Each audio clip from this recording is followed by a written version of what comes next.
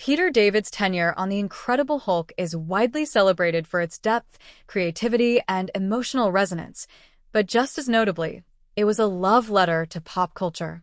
From his debut on Incredible Hulk number 331 to the landmark issue number 400, David didn't just write about a raging green behemoth, he embedded the character within the cultural zeitgeist of his time.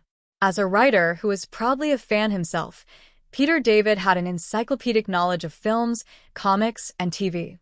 He seamlessly wove references into his storytelling, adding layers of meaning for attentive readers and giving Hulk's world a fresh, contemporary feel.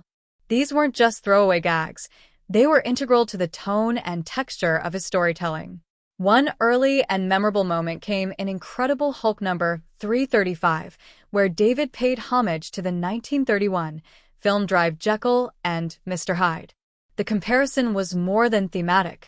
By juxtaposing the Hulk with another iconic dual-personality character, David acknowledged the literary and cinematic influences that inspired Hulk's creation, especially Jack Kirby and Stan Lee's original vision. As his run progressed, David began embedding even more direct cultural callbacks. In Incredible Hulk number 341, with artist Todd McFarlane, he dropped subtle and not so subtle nods to the Terminator.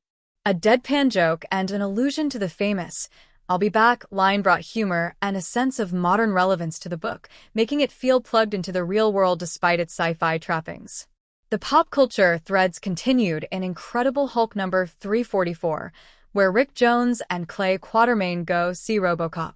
While the scene works on its own, it also functions as a nostalgic callback for longtime fans. Rick reminisces about Run the Space Ignite, blending two eras of comic lore through a cinematic lens. These references never felt forced or gimmicky. Instead, they reflected Peter David's belief that comics should evolve with the world around them. His Hulk wasn't trapped in a timeless bubble. He existed in the same world where people watched movies, cracked pop culture jokes, and processed their lives through shared media. David's work reminds us that comics are more than just capes and explosions. They're reflections of the times, shaped by the art, stories, and characters we all recognize. His Hulk didn't just smash, he remembered, reflected, and resonated. In celebrating pop culture, Peter David also celebrated fans like himself.